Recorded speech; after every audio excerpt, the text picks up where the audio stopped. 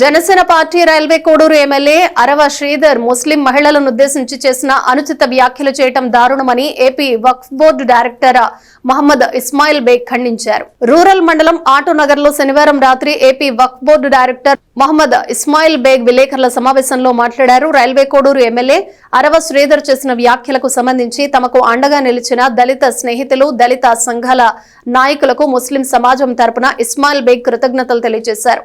వక్ఫ్ board ఈ నెల 17వ తేదీన నిర్వహించిన పరీక్షా ఫలితాలను సోమవారం ఉదయం 11 గంటలకు నంద్యాలలో మంత్రి ఫరూక్, వక్ఫ్ బోర్డు చైర్మన్ అజీజ్లు విడుదల చేస్తారని తెలిపారు.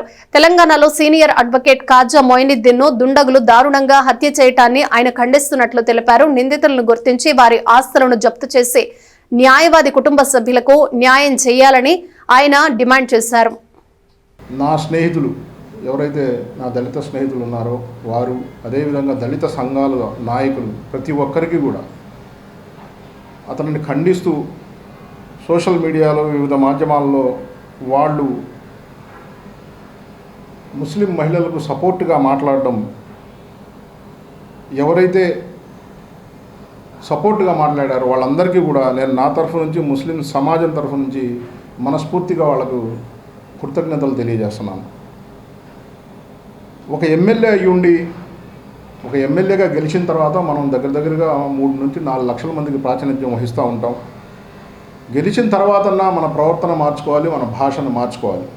మరి అదేది లేకుండా నోటికి ఏదొస్తే అది మాట్లాడడం, అది కూడా చాలా చిన్న వయసులో వచ్చిన అవకాశాన్ని సద్వినియోగం చేసుకోక రాజకీయ భవిష్యత్తును నాశనం చేసుకుంటున్న అరవ శ్రీధర్ గారికి ఆయన మాట్లాడిన మాటలను నేను ఈ సందర్భంగా తీవ్రంగా ఖండిస్తున్నాను.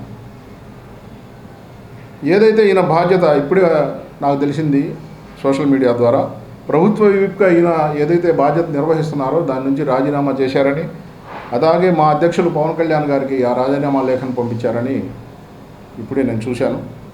నేను ఈ సందర్భంగా మా నాయకుడు పవన్ కళ్యాణ్ గారికి ఆయన మీద కఠిన చర్యలు తీసుకోవాలని, ఎందుకంటే జనసేన పార్టీ మహిళలకు అత్యంత గౌరవాన్ని ఇచ్చే పార్టీ. మా నాయకుడు ఎన్నికల ముందు చెప్పున్నారు, మహిళల పట్ల అనుచితంగా ఎవరు ప్రవర్తించినా ఉపేక్షించే అవకాశమే లేదని. కాబట్టి ఈయన మీద తగిన చర్యలు తీసుకోవాలని నేను ఈ మీడియా ముఖంగా డిమాండ్ చేస్తున్నాను. అదేవిధంగా 17వ తారీఖున వక్ఫ్ బోర్డు తరఫు నుంచి ఏదైతే మేము తాలిమే హునర్ అనే ఎగ్జామ్ని కండక్ట్ చేశామో ఆ రిజల్ట్స్ని సోమవారం ఉదయం 11 గంటలకు నంద్యాలలో మా గౌరవ మైనారిటీ మినిస్టర్ అయినటువంటి ఎన్ఎండి ఫారూక్ గారు, అదేవిధంగా మా వక్ఫ్ బోర్డు చైర్మన్ అయినటువంటి అబ్దుల్ అజీజ్ గారు, అదేవిధంగా వక్ఫ్ బోర్డు సభ్యులు మరియు సిఇఓ గారి సమక్షంలో నంద్యాలలో సోమవారం ఉదయం 11 గంటలకు ఈ పిల్లలు ఎవరైతే ఎగ్జామ్ రాశారో వారి రిజల్ట్స్ని విడుదల చేస్తున్నాం.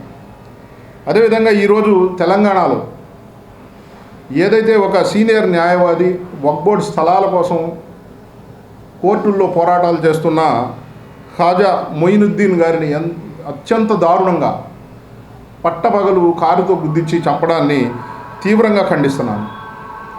ఎవరైతే ఈ చర్యకు పాల్పడ్డారో వాళ్ళని పట్టుకొని కఠినంగా శిక్షించాలని, ఎవరైతే ఈ చర్యకు పాల్పడి ఎవరైతే ప్రేరేపించారో వాళ్ళ ఆస్తులను జప్తు చేసి, ఎవరైతే ఈ న్యాయవాది చనిపోయారో వారి కుటుంబ సభ్యులకు ఆ ఆస్తులు అందజేయాలని తెలంగాణ ప్రభుత్వానికి డిమాండ్ చేస్తూ సెలవు తీసుకుంటాను.